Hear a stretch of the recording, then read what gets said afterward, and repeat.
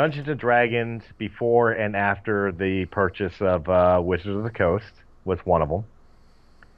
You remember we were having a Of course I conversation. remember. I may have a shitty short-term memory, but it's not that bad. Who am I talking to? Fuck off. And the other thing was I brought Yeah, up. okay. The reason why I curse so much anymore, I will explain this for the record, is this is payback because Crystal's only editing now. That that one show where it literally took me 6 hours to edit the goddamn show. That was your own fault. That was your And own yet fault. again, You were the one that said, "Go ahead and curse. I could just bleep them out." You let the horses out of the stable on that. That was not my fault. yeah, you still got in trouble for it. Yeah, I'm the one being the face of the company. I don't want to be the face of the company, even though I am the face of the company. So it fell on me to have to go on Radiocast, which you're listening to this on right now, to apologize for the word twat. And yes, And I said it again on Radiocast. The he person never who complained learns. about it, screw you. And the funny part about it is when he said this, it was supposed to be twerp. Because that episode was called Actually, Twerp Muffin. actually, I'm not even sure if that was me that said it. I don't know. I honestly, when I made the apology as quote unquote the CEO of the company. I didn't make the apology as the person who actually said it because I don't know which one of us said it. Quite honestly, I've watched that video. I still don't hear it. I'll say it now. Twat, twat, twat, twat, twat, twat, twat, twat, twat. Twat do you Twat. want? Blue waffle twats. I'll say it all day long. Yeah, you need help, seriously. But as far as that when that apology happened, I don't even know if it was me that said it. Let's be real. But the other conversation I thought we can get into, we were discussing about maybe having it for future, but you know what? Fuck it. I'm kind of in the mood for it. Which represented political intrigue better? Frank Herbert's Dune or George R. R. Martin's Game of Thrones? We're talking the books, not the TV shows and movies, people. So you got to do a little bit of reading. But, which one you want to talk about first? You want to talk about Dungeons and Dragons? Or you want to talk about the books? Let's do D&D first.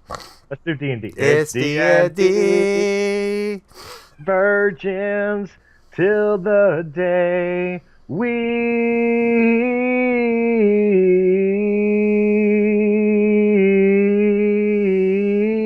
I'm sorry, Stephen Lynch is going to kill me for that. And there we go. We got sued again. There we go. We love you, Stephen. All right, Dungeons and Dragons. For those, let's give it a little backstory. It was created back in the 1970s by creator Gary Gygax. It took me a minute to remember. I almost said H.R. Giger. Wow, you're way off. I am confusing my nerdum. I swear to God.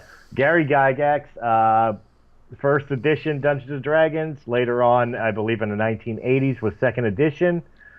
When they released second edition, and then third edition was released under Wizards of the Coast Entertainment, which is most famous for Magic the Gathering, when they had purchased TSR Publishing, and had been releasing ever since. Basically, it's a very long-standing table and top, paper, pencil, dice, and imagination role-playing game.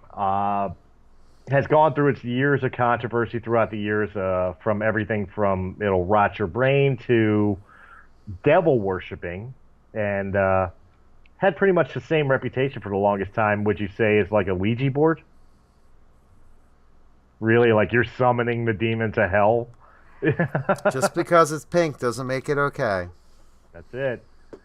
When your shift ends at the Taco Bell, chalupa. I'm sorry again, Stephen Lynch.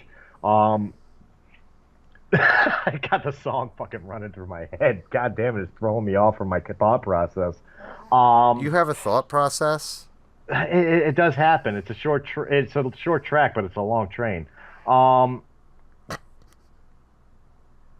I wanted to talk about the differences that they made to the game from second edition to third edition when TSR was sold to Wizards of the Coast. That's the main thing I wanted to get into with this. First off, what's your favorite edition? For the actual D&D 3.5. Really, you actually prefer where they went to the D20 system And what? and Yeah, I prefer the D20 explain why you system. like 3.5. Um, it has a hell of a lot of versatility to it. There are actually so many classes in the game. You have your basic classes, which is survive since for Volume 1, but there's so many other classes, so many races, so many choices you can actually play in 3.5. Um, and if it wasn't for 3.5, that Pathfinder would never exist. So, double bonus. Okay, fair enough. But I'm a traditionalist. I mean, not traditional in the sense of like the first edition. I was introduced into Dungeons and Dragons in second edition. I really got involved in Dungeons and Dragons in the second edition. So I guess there's kind of a nostalgic special place in my heart for second edition. But there's a lot of things that a lot of people when it went over to Wizards of the Coast that just royally pissed me off.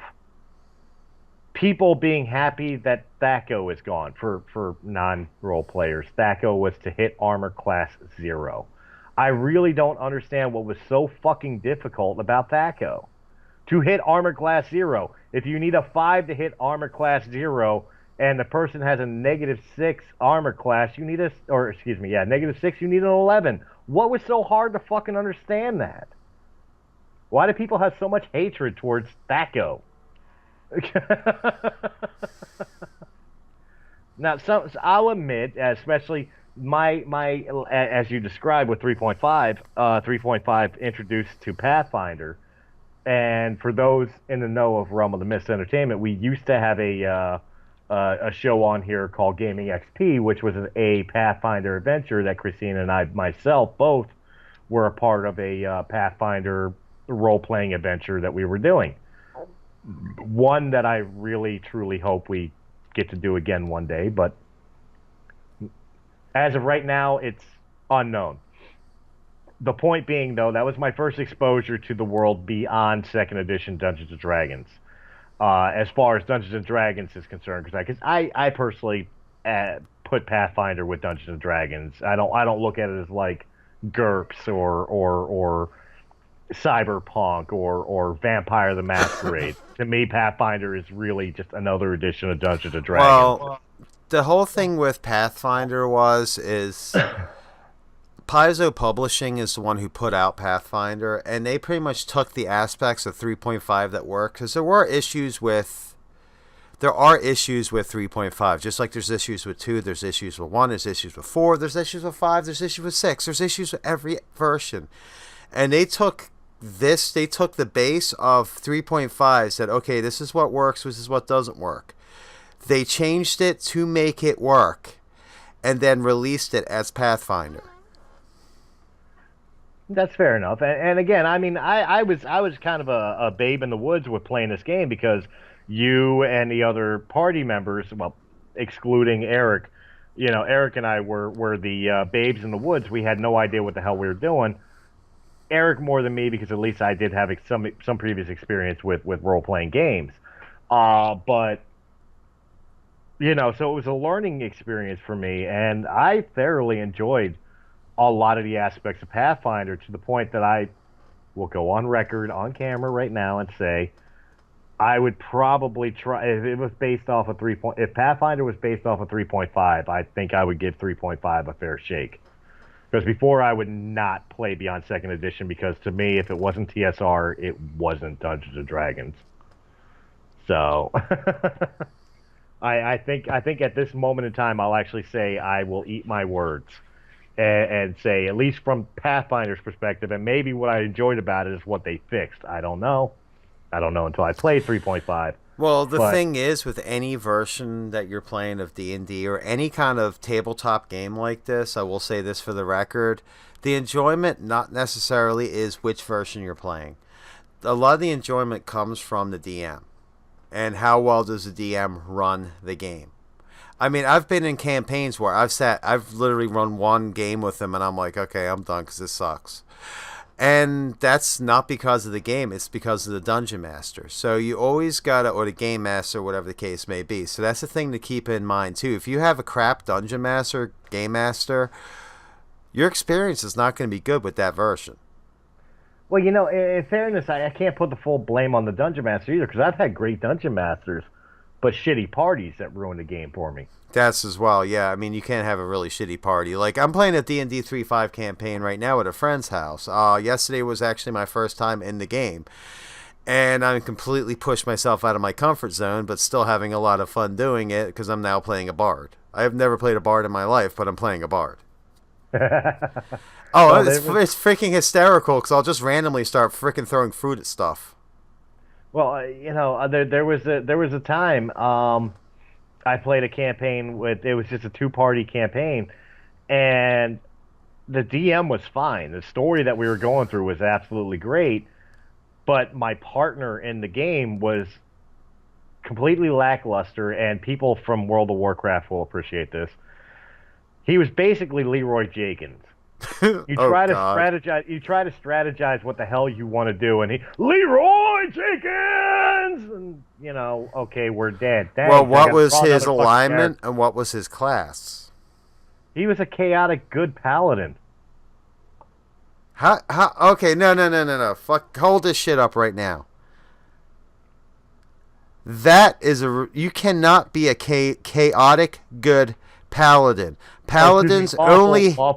lawful good paladin. Well, it's Excuse me. actually paladins have their own alignment. Just FYI, they don't fall under any of the other alignment series. They fall under what you call righteous good. Not in second edition. They were just lawful good. It was Okay, they're supposed to be righteous good, which means that they are like the goody of goody, and they're like fucking policemen in the game.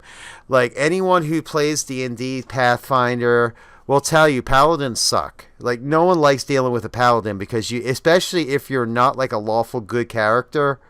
Like if you're like they can be your worst nightmare because they won't let anything evil happen. So say for example you have a prisoner and you decide you're going to torture him, the paladin won't let it happen.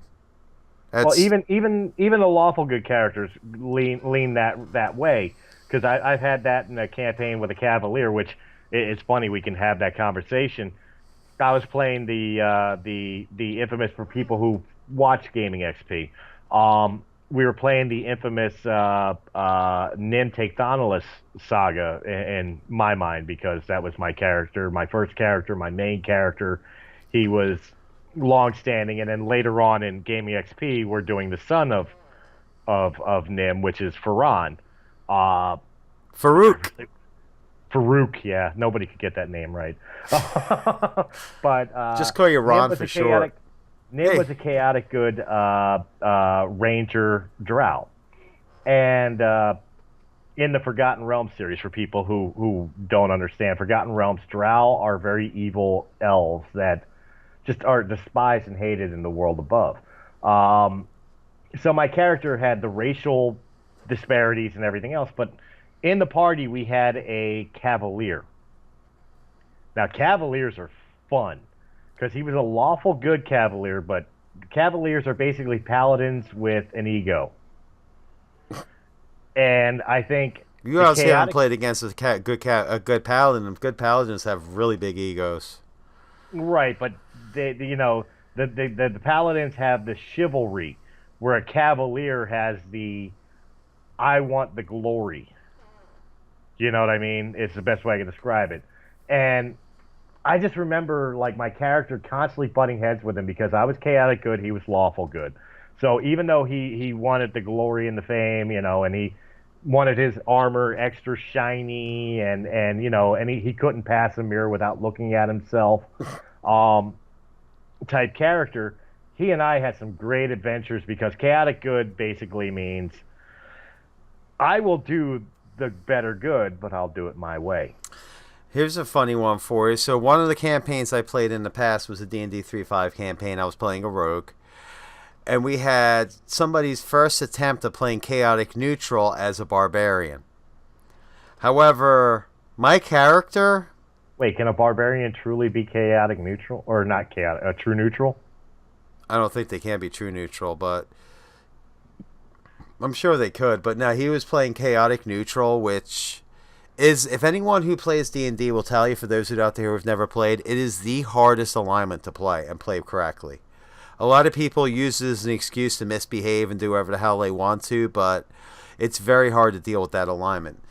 However, as the game started, as my character was introduced, we instantly clashed, which was hysterical because we were both in a tavern. I did kind of instigate it because my character was also chaotic neutral. So he turned around and I'm like, "You smell like fish." Like that. That's all I said to him as he walked by. I'm like, "You smell like fish." He turns around. He says something about my mother, who my character's mother died, Right. was murdered, and which caused me to pretty much put one of my daggers to his throat. This is the first meeting I had with one of my party members. Like me sitting there about ready to slit this guy's throat because he just said something bad about my mom, who was dead.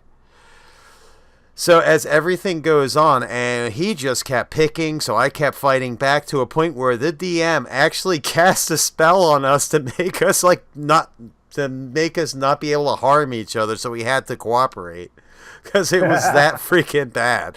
Like we were going to kill each other. Like especially being a rogue. Yeah, I was about to backstab his ass a few times, and it was just like all of a sudden he's like, "You guys can't hurt each other." I was like, why? I just want to kill this guy. Well, it's kind of, So we had this kind of, whole working thing where we continued our adventure and we completely despised each other as we moved along. Like completely despised. Like not in real life, but just no, in character. in character, yeah. I mean, we completely despised each other. Like we were always talking shit back and forth to each other. Like saying stuff like, as soon as the spell wears off, you're fucking dead. You better sleep with your back to a tree because you're going to have a fucking knife. Like stuff like that. It was like really brutal stuff. And yeah, that game didn't last too long. Let's see, you're talking over 20 years ago, but I brought up the Cavalier because I wanted to. It kind of fits what you were saying here. The dynamic between my character and the Cavalier character was the culmination was the Cavalier's death, because unfortunately that character did die, and it was the most fitting death of any character within its alignment and character I've ever seen. The story goes that I was captured by a lich, and imprisoned. I was chained up to a wall and stuff like that, and the party went to come rescue me. During the rescue attempt, a magical mirror appeared before the Cavalier, and the Cavalier obviously stopped to check himself out, and he's smiling at the mirror and shit like that. And the mirror cast a stone spell on him, turning him stone to flesh to stone, and turned him to a statue. Later on in the battle, they get to the Lich, and a fireball is cast to get me off of the wall. Which, by the way, I have no armor or anything else. The only thing that saved my ass was my natural drow ability of 50% magic resistance. Yeah. They melted the stone around me. I got free. I grabbed my scimitars, no armor or anything else, and I wound up killing the Lich, not before I died because I got hit with a vorpal blade that made me bleed out in 3 turns. But I decapitated him before I bled out. See, there's a difference, too. The vorpal blade in later editions was for a crit, it would do normal damage unless it was a crit. If it was a crit, it would behead somebody. Okay, well then I'm backwards then. It was a sharpness. The vorpal was beheading, the sharpness was the yeah, the bleed out. vorpal beheads. Like if you roll a crit with a vorpal, that head's coming off. Okay, no ifs, ands, or buts. It doesn't matter if it's a vorpal dagger, vorpal sword. Yeah, that thing's done. But I've always felt bad for this statement because I was hit with that and I bled out and I died, even though I killed the Lich, and our healer at the time only had one more raised dead spell. What was that, of charges for the day? Yeah. And they all, including the guy who played the Cavalier, said, "Raise the fucking crazy drow." He was willing to sacrifice his character for my character to survive. So To this day, if you go into the world of second edition Dungeons and Dragons in the world of Forgotten Realms under Dave, which was my DM's storytelling, that Cavalier is still standing there like this, checking himself out in the mirror in that cave to this day. But it's the most fitting death. I couldn't say anything more about it. Like I felt bad that he sacrificed his character, but like, dude, your character is immortalized checking himself out in a mirror. Like there's no more perfect death for that character. Yeah. That's the fun of Dungeons and Dragons. Like, not all of it's got to be serious. It's not all about like dungeon crawling and stealing. It really, for me personally, my personal experience from it, I enjoy the storytelling and everything else, but I really enjoy the character interaction more than anything in Dungeons and Dragons. That's why you got to have a good party. No matter what, with D&D, if you have a lackluster party that can't RP, the game's just going to fall. It's just going to be kind of very cookie cutter and boring.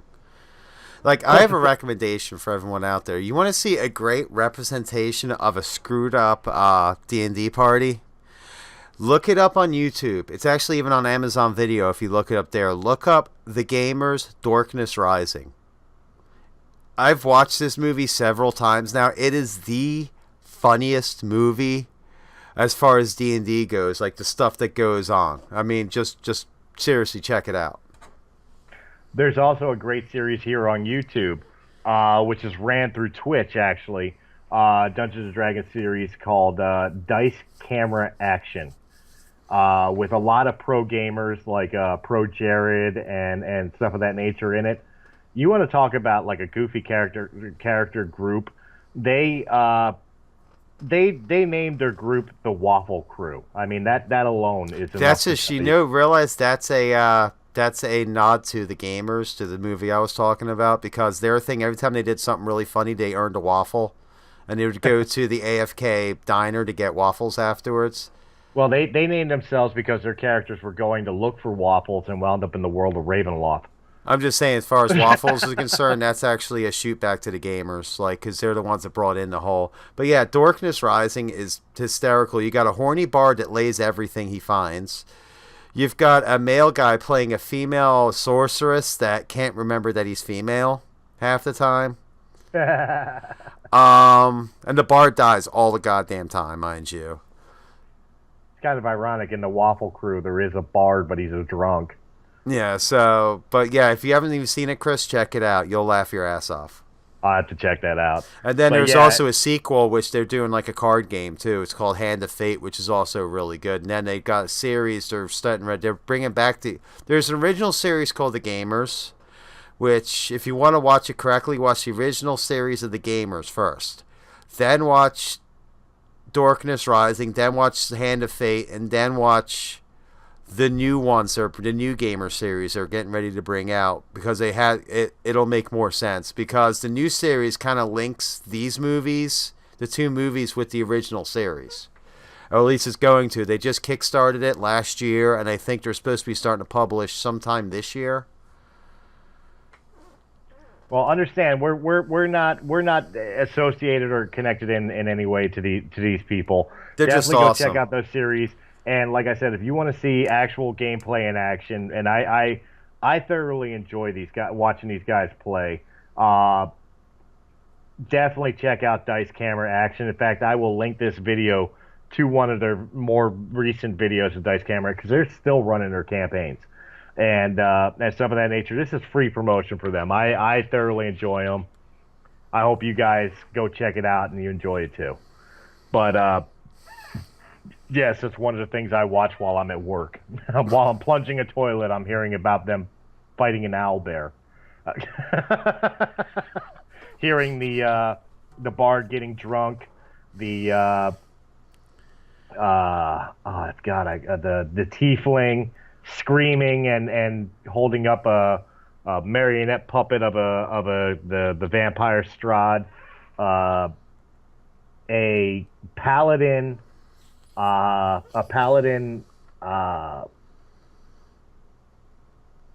female who's always screaming about the light of Lathander, and of course a rogue who is all about his uncanny dodge.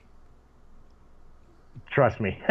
For those who play D&D, you understand. For those who don't, it's worth checking out. Well, that was actually the first campaign I ever played with Matt. My rogue had uncanny was unhittable. Like I think once in the entire time we played, my rogue got hit, and that was it. And it was like 2 points of damage.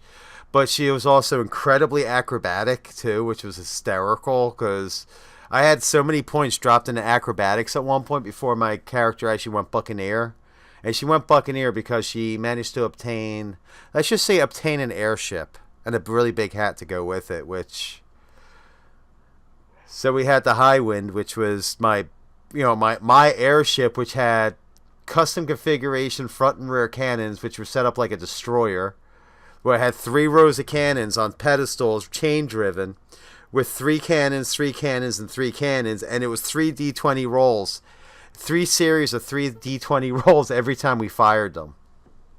Wait, the High Wind? Does Sid know you stole his airship from Final Fantasy VII? Sid was my navigator. Navigator, from Captain and Navigator. He's an asshole, sir. I know that. What's his name? That is his name, sir. Okay. Wow. Demoted Sid. Oh, I'm never going to look at Dungeons and Dragons the same way. Or, yeah, I'm never going to look at Final Fantasy VII the same way again. You ruined it for me right when the remake's supposed to come out. When will the remake come out? Oh my god, how long have I been waiting for that for? Seriously? Oh my God, I bought a freaking PS4 just... Honestly, the only reason I bought that goddamn PS4 I have in the other room is for fucking Final Fantasy VII. Now I'm gonna go on a goddamn rant because fucking SquareSoft, get your shit together, get this goddamn thing out. It's been goddamn 4 fucking years. Pull your thumb out your ass and get it finished. That's my thought. Like they released the Zodiac Age of Final Fantasy 12. Granted, Final Fantasy 12 was a great game, not as critically acclaimed as some of the other Final Fantasies, and I don't think it gets as much of a fair shake as it should. But why the fuck are you remaking 12 when you got 7? And people have been clamoring for this. Rated as the greatest Final Fantasy of all time. If I'm not mistaken, it's rated as the greatest video game of all time. I would have to check that one, but I know it's the greatest Final Fantasy. It might be. Definitely. I wouldn't definitely argue it because that was the game that dove me so deep into my PlayStation that I burnt my first PlayStation out. True story. Like I burnt my PlayStation out. Like I had to go buy a second PlayStation 1 because I burnt my effing PlayStation out. And I still remember putting that game down for 2 months, like 2 or 3 months, because I was so freaking pissed that I put all this time into leveling up Aerith, and then Aerith just gets killed in a cutscene. I bought Final Fantasy VII. I was working at Funko Land at the time. Yes, I'm that old. And I bought Final Fantasy VII the day it came out. I didn't own a PlayStation. I bought the game and sat it on a shelf to make me go buy a PlayStation. I do believe I brought mine over a few times before you actually got one, didn't I? Yeah. And when I finally got it, I played it and beat it within 3 days. Like, I couldn't put the game down. And I swear to God, my first PlayStation died between Final Fantasy VII and all of us sitting together drunk after band practices, or what was supposed to be band practices. And oh please, it was us lip syncing and fake playing songs and recording it and acting like we actually knew what the hell we were doing. And some of it turned out a little better than some of the music videos on MTV. Yes, kids, the fabled fact, MTV used to play music videos. Yeah, in fact, it used to be called music television. Yeah, just so you know. But spoiler! But, oh my God! Why could you do this? It wasn't always pregnant teens and Rules. telling us how to live life. And no. Real World and Teen Wolf, the series, which completely fucking blew, mind you. I could have told you that to begin with. I'll tell you what, a lot of people love this, including my girl, but I am so angry at Riverdale. Really? Why? They have destroyed Archie, man. They really have destroyed Archie comics completely. I'm sorry. I don't care. I don't care. You know, like a lot of people could be all about Riverdale and it having kind of the Scooby Gang looking for the murderer, and Jughead's in a fucking biker gang, and Reggie's Asian American and stuff. Give me the wholesome Archie. I don't want this shit. Give me the wholesome Archie. That's what Archie was meant to be. I'm sorry. Just no. No. On the other note, we're talking about Netflix series. Started plowing through Black Mirror. I will talk about that real quick. I'm on season Go ahead. You were 3 telling me of about it earlier. yeah. I'm on season 3 right now, Black Mirror episode 2, which it's not that bad considering that it's like 5 episodes. It's like 5 or 6 episodes per season, but each episode. Like, this is something I was not expecting because I've kept away from spoilers for Black Mirror. I've always heard, oh, it's exceptionally good. It really is an amazing show. But every episode is different. Like, What's it's it not a about? continuation of story. It's a collection of stories, not a continuation of one story, like I expected it to be. So it's episodic instead of like I mean, the yeah, one episode serial. so far, the biggest standout episode, which really kind of fucked me up, and I was just like, wow, still has to go out to, is the one with the lady and all, and it was kind of like a purge kind of deal where they had her believing that there was a signal that went out to the TVs and drove everyone crazy, and most people were watchers, where they were videotaping everything with their phones, and they were getting chased by some people who were killing, only to find out that this woman was a child murderer. She adopted this child and killed her, and every day they do this to her, and it's like a public attraction for people to record this, her like pretty much scaring the ever-loving crap out of this girl, them erasing her memory, and she relives that same day over and over again. Oh wow. But it's that fucking dark. Like, the show it gets that fucking dark. No, he's like, damn, I really got to watch this one next. Well, no. Now what I was just thinking is, what show would you want to resurrect? Firefly! Because of what you were describing to me, of course, everybody says Firefly. Of course, I'm going to say Firefly. But because of what you were describing to me, I almost want a darker Quantum Leap. That would be kind of interesting. I mean, pretty much the easiest way I can explain Black Mirror is Twilight Zone times 1,000 darkness. So, Tales from the Dark Side. No, kind of. Not that dark. But at the same time, it's all sci-fi in the near future. It's all based in the near future. It's all more technology-driven than just straight, like, like they have devices that erase your memory. They have they have weird devices that do things. And it's kind of, a lot of this stuff is really kind of takes you back, like. Actually, I gotta state on this. Like the I personal assistant you program with your own brain, and it's literally thinks it's you when it puts you into like the little Google Home for Amazon, Amazon, and they put it in there, and it's like it literally like it has its own little body. It looks like it's in a white like control center, and it's stuck in there. And they literally break it so it just does what it's supposed to do, but it's still got that brain of that person. It's like a complete duplicate of their brain they put into like an Amazon Echo. Well, I definitely got to state it. After saying Quantum Leap, I'm gonna go into a little rant. The fucking way you ended that series is another reason why I want Quantum Leap to come back. How the fuck you make me sit through, how many seasons was it? 3, 4, 5? 5 episodes, 5 seasons of Quantum Leap. How the fuck do you not let Sam go home? He saves JFK from being assassinated. That was supposed to be the final thing of it, and he would go home, and then they go black screen, and they give up the little words on the thing like, this happened in the future, which changed this and changed this. And then it states that Sam continued leaping, never making it home. The whole reason you watched this show, besides the fact that it was really entertaining, was you wanted to see him finally make it back home. And you ended it in a way to turn around and say, fuck you, he's never going home. He's never going back to his time. Bring me back the series, take him home. And yes, make Scott Bakula and Dean Stockton fucking reprise their roles as Dr. Sam Beckett and Al. I'm sorry, give it to me. Just make it darker, not a little less serious, a little less comedy. Although my favorite episode of all time is when he leapt into a pregnant woman.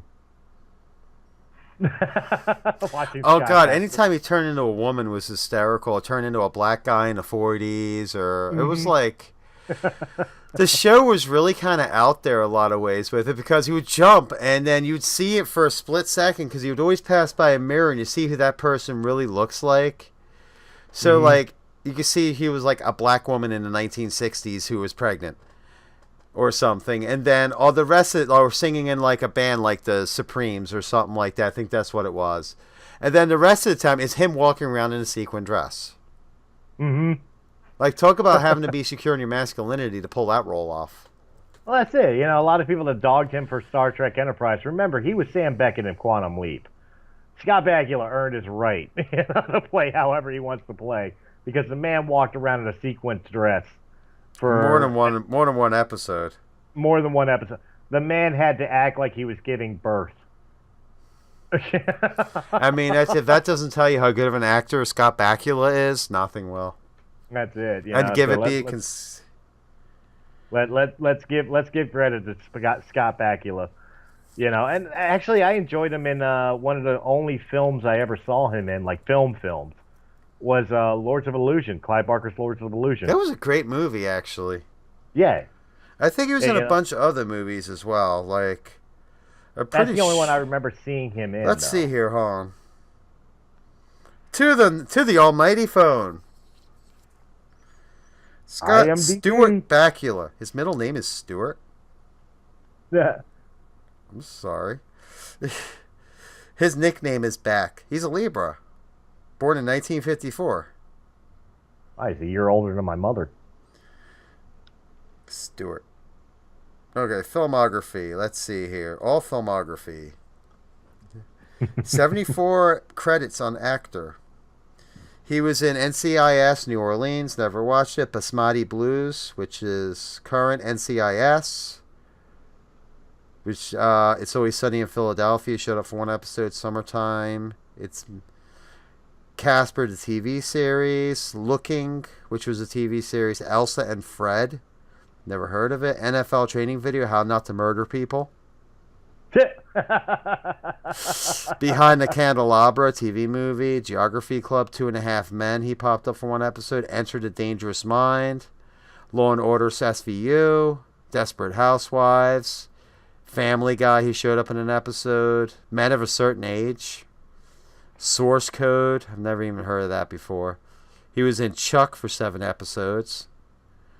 The New Adventures of Old Christine, which was a TV series. The Informant, he was Special Agent Brian Shepard. Which, that was a good movie. I forgot he was in that.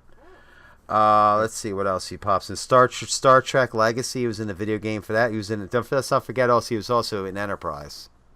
Right, that's what I said. He was Captain Jonathan Archer in Enterprise. He also did Role of a Lifetime, Life as a House. All these movies I've never heard of. His acting career is kind of lackluster. American Beauty. I've heard of the movie. I never saw it. It's a good movie. I just forgot he was in it.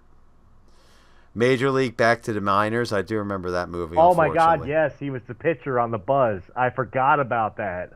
Holy shit. Yeah, Gus Cantrell.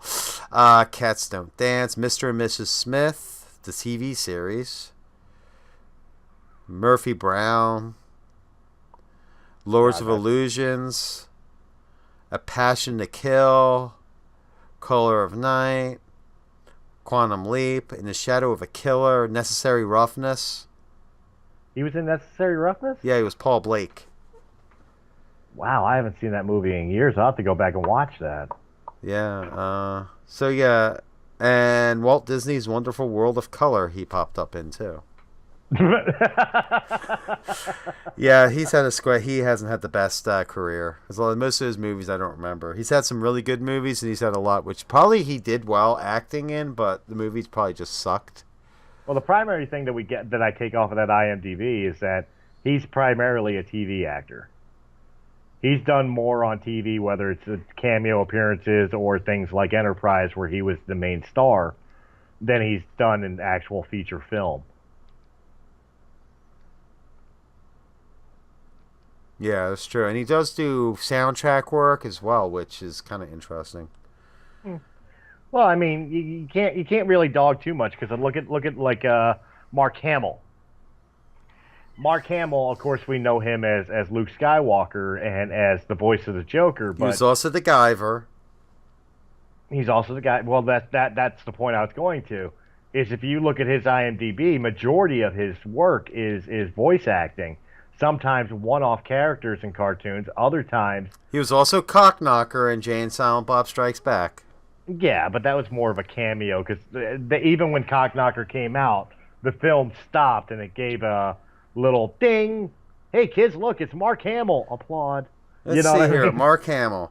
He's also one. Yeah, I know he's done voice. He's done the most well known voice wise. I know we all know he's done the Joker. He's also been in Metalocalypse as well. He was also on that yeah show. I forget what it Okay, was. here's his film. Here's Mark Hamill's filmography. Good God, 308 entries. Okay, that'll finish up the rest of the show. Go ahead. Oh my God, he's actually doing a voice in freaking Squadron 42. I don't know what that is. That's a video game. Ooh, here we go. Nice segue. Great segue. There you go. Which I'll touch on that in a minute. Just so, okay, we all know he does that Troll Hunters, the series, which is on Netflix. Avengers Assemble TV series. Wait, what Howard, did he do in Avengers? at Arnim Zola, Capzola. Didn't know that. Howard Lovecraft and the Undersea Kingdom. Dr. Henry Armitage. Once again, all these are, yeah, so many of these are Dimension 404. I guess that's not found. No one got that joke? Really? He's also did a lot of voices on freaking Regular Show.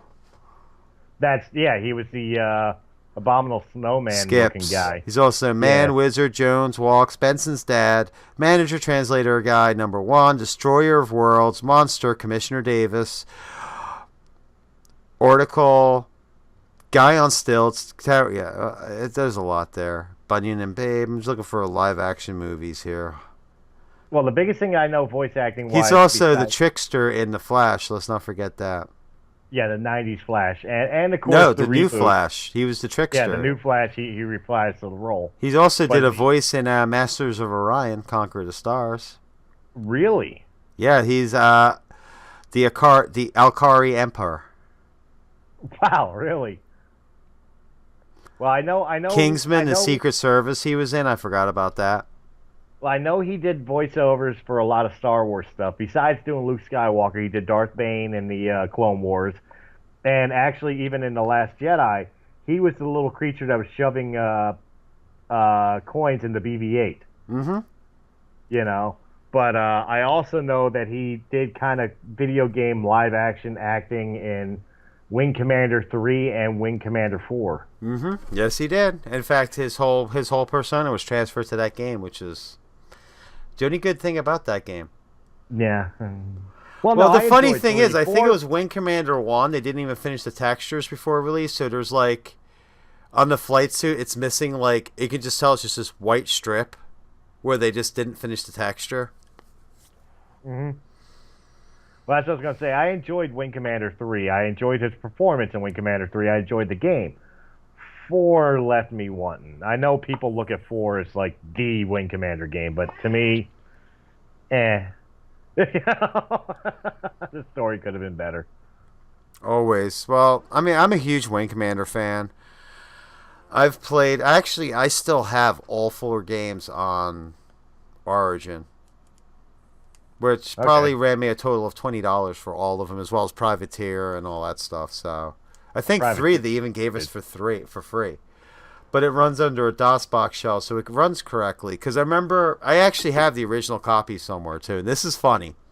If you ever find the original discs, like floppy disk or whatever, for Wing Commander, install them on your computer and run them if you want to laugh. And Why I'll would that? explain why. Back in the day when they made computer software and made computer games, they were all CPU time based versus now where they're real time based. So back then, how the game ran depended on your processor. Now, right. So they would threshold the processor, say at 66 megahertz or whatever else, something that processor could handle.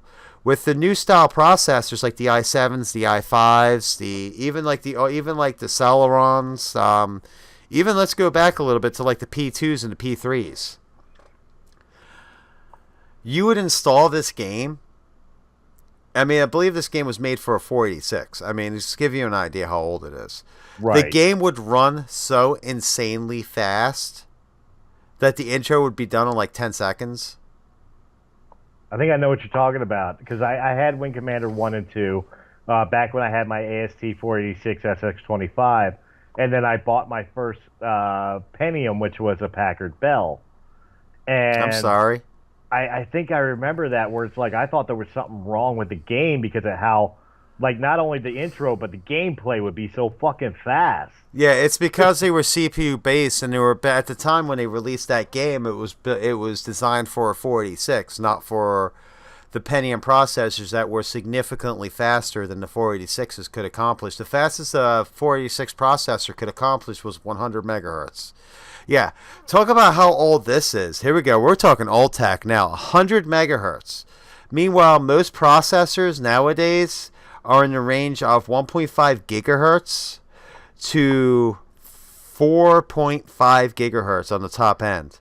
My processor I run in my computer, which I do my work on, which I play my games on, I do my shows on, is a 4.0. Okay, 4.0 gigahertz. So let's convert that. Let's do some math because math is fun. So megahertz to gigahertz. Generally, a gigahertz is 1,000 megahertz. So do the math from there because I'm tired. There you go. But that just gives you an idea, like how much faster our systems are today than they were 20 years ago. You're talking 4,000 times faster. I mean, I remember first hearing about a terabyte drive. Like, I remember first hearing about a terabyte drive. I believe it was something like almost $1,000 for the drive. And I was like, God damn, you'll never fill that up. Well, guess what? I have, in my computer right now, my desktop right now, which this show is being recorded on, I have a 4 terabyte hard drive, a 3 terabyte hard drive, and a 250 gig solid state drive, which is my boot drive. And I actually had an issue with my 4 gig filled up, and I had to move some stuff around. Yeah, I filled a 4 gig hard drive up. I mean, that just tells you like how crazy. Like, I remember when I got my first PC. My first PC was a Packard Bell. Also, my parents bought it for me because I was still in school. I think I was in 8th grade of school at that point, 8th grade or 9th grade. I believe it was 8th grade. But it was a Packard Bell SX 486 SX25 with 4 megs of memory. And it had an 80 meg hard drive. Yep. And I remember upgrading the hard drive to this thing to the biggest hard drive I could find at the time, which I could afford, which was a 540 meg hard drive. And I was the bomb for having this giant hard drive in my computer. Like, I remember this, like, oh my God. And I upgraded the memory. I think I had it up to 8 megs. And I think I did snap in the DX Math Code processor in it too to turn it into a DX because there was a port you can just get a Math Code processor and snap it in there and it became a DX. And I added a Philips 2X CD-ROM drive as well. Like, my computer was fly, like, when I was done with it. And after that, I never looked back. Like, that's when I was hooked on hardware. Hooked on hardware worked for me. Hooked on hardware. No, I absolutely, because again, my first IBM PC computer, because my first computer was a Commodore 64. My first computer I actually owned was an Apple IIc Plus, which fucking sucked because it had the same problem we just talked about, the processor speed overspeed. So every game was either made for an Apple IIe or an Apple IIgs, which the Apple IIgs was a little bit above it. Like, it had like a slightly different operating system. It could run better graphics and everything else. The Apple IIc Plus was, if you ever seen the movie Explorers, the computer that he's carrying around that had the handle, that was an Apple IIc. I had one of those, but I had the C Plus. I had a 3.5-inch drive. I can't remember if that was a C or a C Plus. However, I had a slightly upgraded processor, which made every freaking game run weird on it or run too fast. Wow. Well, we're at 11:40 Eastern Standard Time right now, which means we got to be coming close to the end of this video here, which means we will hold off on the Dune versus Game of Thrones conversation till next time. Yep. But because we went on our tirade. This is what happens on this show. We go on tirades. This is why we don't have a set agenda. See what happens when you try to put a freaking agenda on us? It's all your fault. I got half of agenda. I got half of an agenda completed today. We did talk about Dungeons and Dragons. So we made riveting radio television. Radio television. That's right. I'm tired. It's time for bed. Guys, Christina, where can they find you if they want to talk to you? You can find me on my YouTube channel, which is That Trans Geek Girl. Just search for that because the link is just insane. You can find me on Facebook on my fan page, which is Christina_Tally. I do check the messages there pretty regularly. You can also find me on Twitter as trans_vixen, VIXEN. You can also, if you want to follow me, you want to help support my podcast as well, you can follow us up on, you can follow me on my Patreon page and go from there. And I do believe we are working on Realm of the Mists Patreon very shortly as well. So when that's set up and going, check that out as well. And, you know, help us keep bringing you this. Would I be lying if I say quality? Yeah, you would be lying. This entertaining. That might be a stretch too, but yeah, this entertaining. We just got done talking an hour of Dungeons and Dragons and computer tech. But either way, like, you know, help support us, guys. I mean, it's really important. You know, we do everything we can. Everything you see, which I have, everything you see Chris uses, right down to his kind of out of focus camera, is, you know, we pay for out of our own pockets. You know, we do this to entertain you guys, to kick, you know, just to even help us out a little bit with like $1 a month, $5 a month. That's not money you'll ever miss, and it'll help us out so much. It'll help us get better equipment, better software for editing. You know, help us be able to expand our shows and do so much more of our shows. So this is why stuff like this is so important to help support your local or your small time, you know, YouTube channel. I mean, it's one thing to give money to big YouTube channels, but to give it to the people who really need it. They have sponsors. We don't. I all of a sudden want to do a Realm of the Mist fucking telethon. You can donate. Like an MDA telethon. Only if you get the little stick Bob Barker style microphone and you wear the really bad suit.